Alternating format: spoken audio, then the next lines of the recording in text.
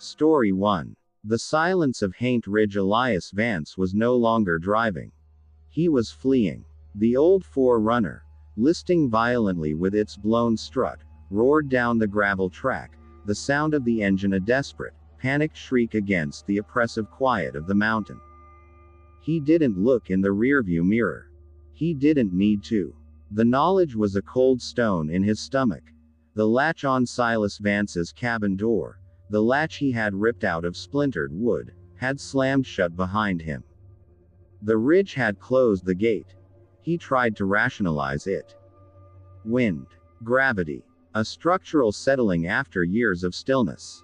But the chilling truth of the claw marks leading into the cabin, and the black, viscous smear on the inside of the glass, burned away all logic. This was not wind. This was a presence, territorial and ancient, and it had tasted his fear. He was less than a mile down the trail when the world betrayed him entirely. The track dipped into a narrow, shadowed run, where the rhododendrons formed a green tunnel. He hit a patch of thick, wet mud, and the forerunner shuddered, the tires spinning uselessly. He tried reverse, then drive, rocking the vehicle until the smell of burning clutch filled the cab.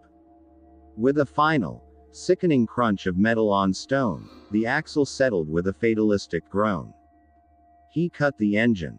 The resulting silence was instant, deep, and final. It was the silence of a hammer falling. Elias slumped back, sweat stinging his eyes. He was stranded on Gobbler's Trail, miles from the paved highway, with a broken vehicle and a monster that left reverse handprints waiting above him. He fumbled for his cell phone. No signal. Of course. The twilight was bruising into full night. The thick canopy above allowed only slivers of bruised purple sky to bleed through. Elias knew he couldn't stay in the car. It felt exposed, fragile. And he definitely couldn't go back to the cabin. He climbed out, grabbing the flashlight, a water bottle, and the crowbar. He looked uphill. The trail was invisible in the dark. "The land won't let you sell it," the county clerk's voice echoed in his mind. "The land won't let you leave it." Elias decided his only chance was to walk back to the paved road, even if it took him all night. He started down the trail, crowbar in hand, but after only 50 yards, he heard it. The sound that Silas Vance had written about. It was faint at first, a low, wet shuffling cadence. It wasn't the sound of feet. It was the sound of something immense and heavy being dragged over wet stone and leaf mold. It was irregular, punctuated by a soft, percussive thump, like a slow, deliberate heartbeat of the earth. And it was coming downhill. Fast. Elias whirled, his flashlight beam slicing frantically through the dark. He saw nothing but the tangled walls of laurel and the towering, dark silhouettes of the oaks. But the sound was unmistakable now, closer, accompanied by that dreadful, metallic scent, iron, blood, and cold, damp earth. He broke into a run, scrambling off the trail and into the undergrowth, crashing through thickets of thorny briars. He ran until his lungs were screaming, forcing himself deeper into the tangle of the forest, away from the path the creature was using. He stumbled into a small, unexpected depression in the earth. It was a natural rock shelf, and built into the side of the slope was a low, crumbling stone structure, an old spring house or root cellar. The air was slightly warmer here, less saturated with the metallic chill. He wedged himself deep into the shadows beneath the stone overhang, pulling branches over the entrance. He cut the flashlight. He was in the mountain's shadow, relying on silence and invisibility. The breath of the old bones. The night settled, suffocating and absolute. Elias could hear his own blood roaring in his ears, a frantic counterpoint to the mountain's breathing. The shuffling cadence stopped just above his hiding place. He held his breath, every muscle locked. He didn't dare look out, but the pressure in the air was overwhelming.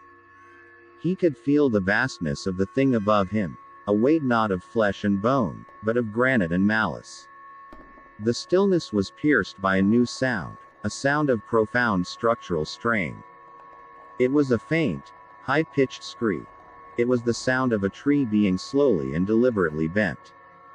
Elias peeked through a gap in the branches. Standing on the trail where his car was abandoned, illuminated faintly by the bruised light of the few visible stars, was a shape that defied anatomy.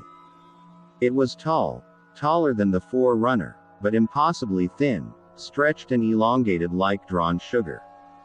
Silas had called it a spindle. It was dark, matte black, and utterly silent as it stood. It had no discernible head, only a tapering body that seemed to flow into the earth. But it had hands. Elias watched in paralyzed horror as one of the hands moved. It was not a five-fingered human hand. It was a massive, black bundle of appendages, perhaps 5 primary joints, but each one subdivided into multiple, prehensile digits, like a nest of black wires tipped with dull, horn-like nails. It moved with the sickening, inverted grace described in the journal, knuckles and wrists supporting the weight, the monstrous fingers trailing behind, dragging over the ground. The sound he had heard, the shuffling, was the sound of these crawling appendages, pulling the vast, thin body along the forest floor. The creature's hand reached out and touched the crumpled metal of the forerunner. It didn't grip, it simply laid the weight of its digits against the chassis. The metal whimpered, collapsing inward with the sound of a giant crumpling aluminum foil. The entity was dissolving the car, crushing it into silence. Elias clamped a hand over his mouth to stifle a whimper. This wasn't a bear or a cryptid. This was a fundamental, corrupted structure of the mountain, a deep earth parasite wearing the shadows like skin. Then, the creature turned its attention from the car toward the depths of the forest, directly toward Elias's hiding place. The voice of the consumed the pressure behind Elias's eyes intensified. The metallic odor was suffocating. He realized he wasn't just breathing air. He was inhaling the entity's presence. And then, the mountain spoke. It didn't speak with a mouth, but through the surrounding silence. The sound seemed to originate from the rock wall behind Elias, from the earth beneath his knees, and from the air itself. It was his great-uncle Silas's voice. "Elias, why did you come back? I told them it was the quietest place. The best place for the rest." The voice was distorted, thin, stretched over a vast, painful distance, like a signal struggling through static. "The bones, Elias. They are waiting. It's quiet now. So quiet. You don't have to struggle with the selling. It's all settled now." Elias started shaking violently, tears blurring his vision. This was the true horror. The entity didn't just kill. It consumed and retained. It was a storage unit of the mountain's history, powered by the integrated souls of those it had silenced.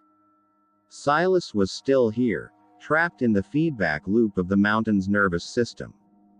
"You're not Silas," Elias whispered, his voice cracking. The shuffle stopped. The silence came back, profound and absolute. Then, another voice came. This one was softer, laced with the memory of sweet tea and old hymns.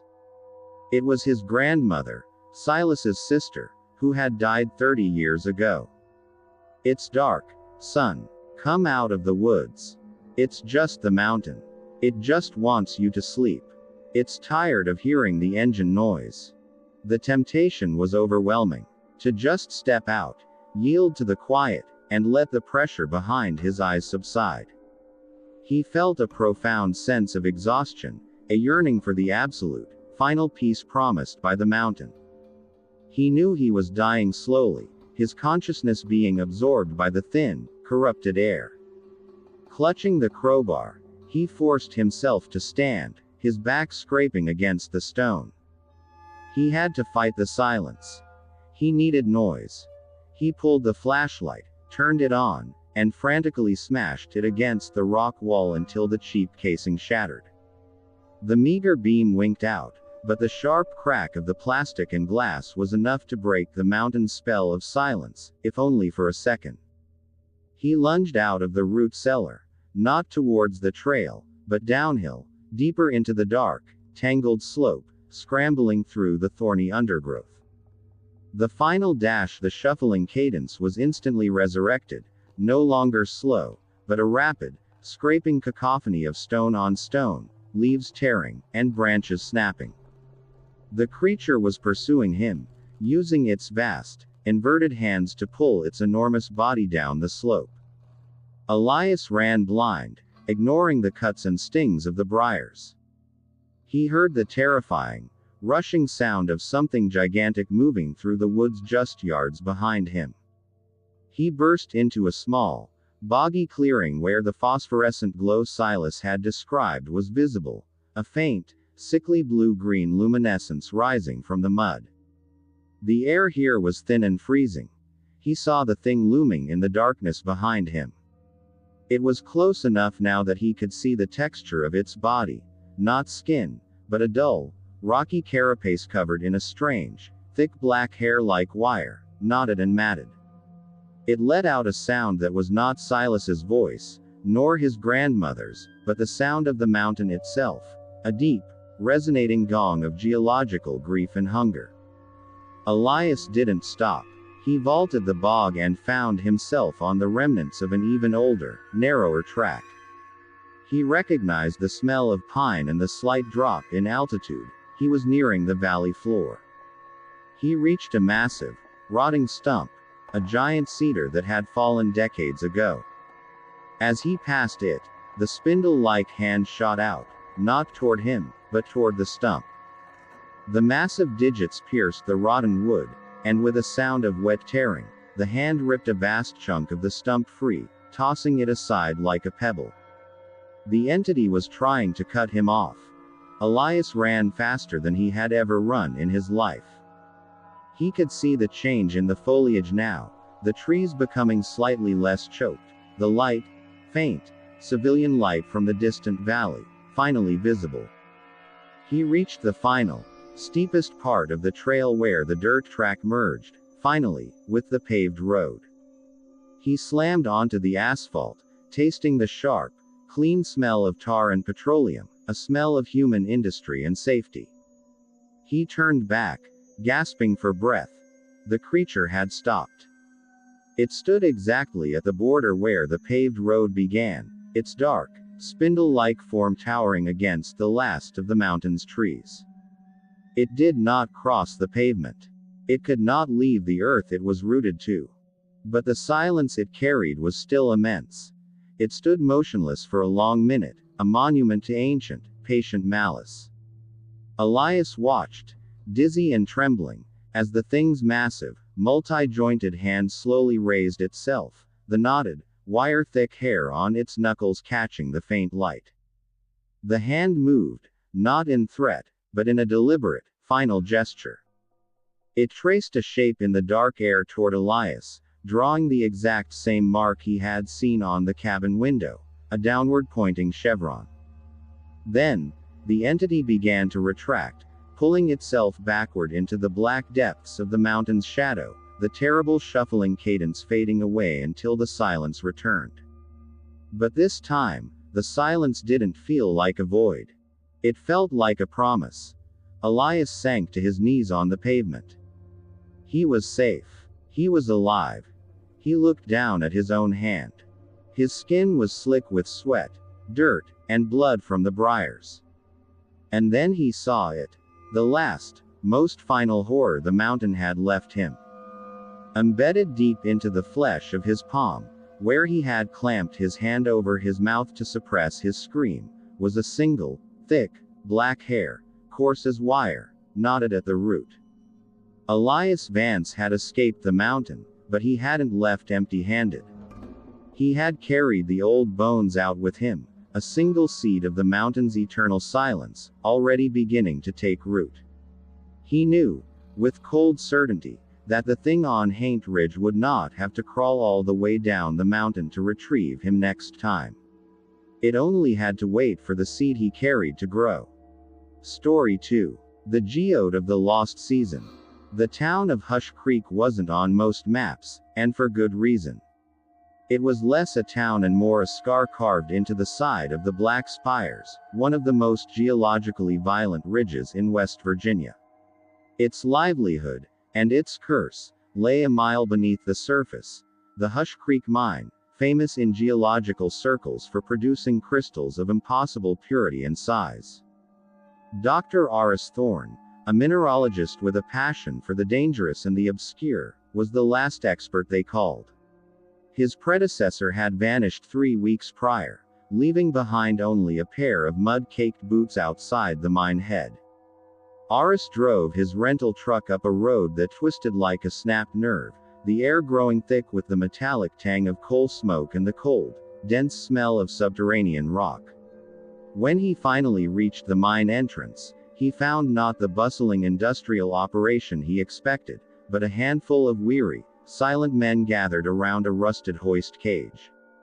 The foreman, a man named Jedediah Price, whose face was permanently set in an expression of tight, desperate worry, met him at the gate. "Dr. Thorne," Jedediah said, his voice a low rumble. "We appreciate you comin'. We don't talk much here." "I understand the unusual circumstances," Horace replied, trying to sound professional. "Can you tell me what happened to Dr. Albright?" Jedediah looked toward the mine shaft, where a deep, rhythmic thump thump thump echoed up from the earth. "He went down to examine the geode. He never came back up. The air line stopped moving." The geode. Horace had read the preliminary reports. It was less a geode and more an underground cathedral, a crystalline cavern they had broken into 3 months ago, deeper than any known tunnel. It was lined with smoky quartz, amethyst, and beryl, some crystals spanning 40 feet. The discovery should have made the town rich beyond imagining. Instead, the mining stopped. "I need to go down," Horace stated, securing his hard hat and checking the gas detector clipped to his belt. Jedediah gripped his arm, his eyes wide with a cold, absolute fear. "Listen to me, Doctor. Since we broke into that space, things have changed. The seasons stopped turnin' right. We got a frost in July, and the leaves never fell this autumn. It's February now, and everything's gray. Like the mountain forgot how to breathe." He leaned closer, his breath smelling of stale coffee. "That geode is alive, sir. It ain't mineral. It's stone hard, and it's breathin' backward." The stillness beneath. The hoist cage descent was agonizingly slow, grinding down through the earth's strata. The light from Horace's helmet cut through the absolute blackness, illuminating walls of slick, wet shale and pyrite. At the bottom of the main shaft, the noise hit him first. The ceaseless, methodical thump thump thump of the earth's strange heartbeat. The temperature was unnaturally low, lower than the surrounding rock should allow, a cold that bit deep into the bone. He followed the main rail line, which quickly gave way to a crude path carved through newly exposed rock. After 20 minutes of walking, the air became charged, ionized, metallic, and strangely sweet, like ozone and dried lavender. Then, the tunnel opened. Horace stumbled into the geode, and his breath hitched. It was breathtaking. The cavern was enormous, a black vault where his helmet light was swallowed instantly. Only the crystals themselves provided the illumination. They weren't reflecting light, they were emitting it. Giants of smoky quartz, some larger than buses, pulsed with a deep, violet luminescence. Amethyst formations glowed with a sickly, internal blue. The entire space throbbed with this cold, strange light, casting shadows that moved not with his head, but with the earth's rhythmic thump. The air here was dangerously thin. The oxygen reading on his detector dropped immediately. He moved toward the center, drawn by a structure that dominated the space. It was a single, colossal crystal cluster, taller than a 3-story building, its facets constantly shifting in color from deep indigo to toxic green. It was the source of the heartbeat. Thump, thump, thump. Slow, vast, relentless. Lying at the base of this crystal behemoth was a figure. Dr. Albright. He was curled up, wearing his mining gear. Aris knelt beside him. He wasn't petrified, like the villagers in Jedediah's description of a past event. He was perfectly preserved. His eyes were open, staring at the central crystal with an expression of beatific, final peace. But Aris saw the horror. Around Albright's body, the stone had begun to crawl. Thin, hairline fractures were spreading from the ground, up his boots, over his pants, and across his chest. The rock wasn't covering him, it was consuming him, turning his very flesh into crystal. A perfect, shining facet of quartz was slowly blooming from his forehead. He was being turned into a mineral specimen. Aris recoiled, horrified, when he heard a noise that wasn't the geode's heart. It was a faint, dry scraping, like fingernails on slate. He shone his light upward, toward the ceiling of the cavern. Perched high on a massive barrel formation was a figure. It was thin, elongated, and covered in the same dull, black, knotty hair that Aris recognized from the folk tales of the Stone Watcher, or, as Jedediah had called it, the Stoneheart entity. This was one of the Haints the miners whispered about, the mountain's nervous system, its protector. It wasn't moving. It was listening. The whisper of the pact. Aris realized why the geode's light was dangerous. It was consuming the air. The crystals were not just growing. They were breathing, drawing the energy and the life from the cavern. The thump thump thump stopped. The violet light died, leaving only a faint, sweet, green glow. Then, the creature on the ceiling spoke, but the sound did not come from its mouthless head. It came from the crystal itself, a dry, whispering sound, like sand sifting through rock. You have trespassed. You have seen the heart. The heart must be still. The voice was multiple, layered, containing the echoes of countless victims who had been absorbed into the crystalline structure over millennia. We didn't mean to trespass, Aris shouted, the sound weak and pitiful in the enormous space. We just wanted the minerals. The whispers intensified, wrapping around him. The minerals are the payment. The silence is the pact. You break the earth. We take the season. You take the crystal. We take the man. Aris suddenly understood Jedediah's story. The Hush Creek miners hadn't discovered the geode. They had reached an active, ancient bargain. To mine the pure crystals, they had to pay with a life whenever the crystal heart demanded it. That's why the seasons had stopped. The mountain was holding its breath, demanding sacrifice to keep the chaos of the stone heart contained. The creature lowered itself, sliding down the massive quartz face like liquid shadow. It moved with the same inverted, backward motion, its vast, knotty hands pulling its weight down the sheer rock. Aris backed up, scrambling for a weapon. He had only a rock hammer and his wits. He looked at Albright's still, crystalline body, and a terrible idea formed.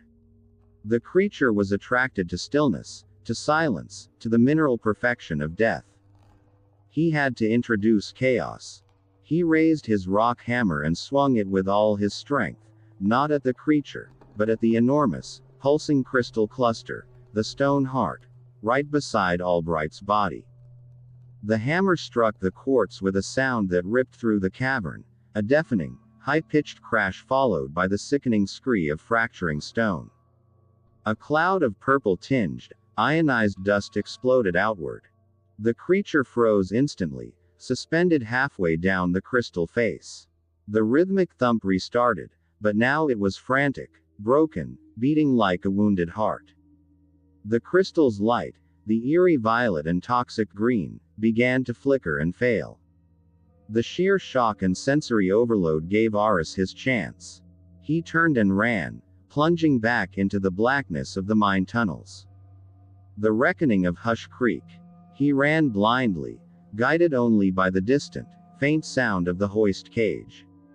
Behind him, He heard the creature's true cry. No longer a whisper, but a massive, cracking noise, like a continental plate splitting in two. It was tearing itself from the damaged stone heart, fueled by rage. Aris burst into the main shaft where the hoist was waiting. Jedediah stood there, his face ashen, clutching an antique rifle. "It's loose," Jedediah screamed, pointing the rifle down the tunnel. "We heard the scream. You broke the payment. It was taking Albright. It's consuming everything." Aris gasped, grabbing the foreman's arm. "We have to seal it. That thing is breathing the life out of the mountain." Before Jedediah could argue, the stone heart entity emerged from the tunnel. It was fully standing now, an enormous, thin shadow. The crystals on the walls around it cracked and faded as it moved, consuming the light and the air. Jedediah raised the rifle and fired. The shot echoed deafeningly in the narrow shaft. The bullet hit the creature in the chest. There was no blood, only a puff of mineral dust and a sickening clink as the round ricocheted uselessly off its rocky hide. The creature reached out, its massive, knotty hand shooting forward to grab the foreman. "Get in," Aris screamed, shoving Jedediah toward the cage. Jedediah hesitated, his eyes locked on the oncoming nightmare. He understood the ritual. The stone heart wanted its silence, and it would take him for the broken pact. "Go," Jedediah yelled, turning and running back down the tunnel, firing the rifle repeatedly into the ground as he went. The creature paused, abandoning Aris, and went after the noise. It was a trade. A moment of precious chaos bought with a willing, noisy distraction. Aris didn't look back. He leapt into the cage and slammed the emergency hoist lever. The cage shot upward, grinding and screaming against the rails. He looked down. He saw the flash of Jedediah's rifle one last time, followed by a terrible, high-pitched scream of rock and metal. Then, the light from below vanished entirely. The gray season. Aris emerged from the mine head into the late afternoon gloom. The mining crew waiting above had already fled. He was alone. He sealed the mine mouth with the heavy, rusted grate, chaining it shut with 3 locks. He then drove his truck to the explosives shed, loaded it with every stick of dynamite he could find, and drove back. He wired the charges deep inside the hoist shaft, setting a long fuse. He was tired of the silence, tired of the pact, and tired of the stone heart's mineral hunger. As he drove away, speeding down the twisting mountain road, he looked back just as the first charge blew. The explosion wasn't spectacular. It was deep, muffled, and geological. The entire side of the Black Spire's ridge shuddered, and a low-frequency groan, a sound of massive rock shifting, rolled through the valleys. The mine mouth collapsed, sealing the stone heart permanently under thousands of tons of rock and dirt. Aris never went back to Hush Creek. He never gave the final report on Dr. Albright. But he knew the cost of his choice. He had escaped the cavern, but he hadn't broken the mountain's terrible power. He had merely relocated it. When Aris reached the paved highway, he noticed the strange persistence of the weather. It was still February, but the sky was perpetually gray, the trees were bare, and the air held that metallic, cold mineral tang. The seasons had stopped turning in the Appalachians. The silence was everywhere now. It wasn't the thick, localized silence of the geode, but the vast, empty quiet of a mountain holding its breath. And sometimes, when he was alone in a quiet room, Aris could still hear, deep beneath the pavement and the foundations of the city, a relentless, vast, and broken rhythm. Thump, thump, thump, thump. The stone heart was still beating, sealed but not silenced, and the price of its eternal darkness had now been paid by the entire mountain range. The geode of the lost season had finally found its true home. Thank you so much for watching this video. Make sure to subscribe, like, comment and turn on notifications if you enjoyed the video so you never miss an upload.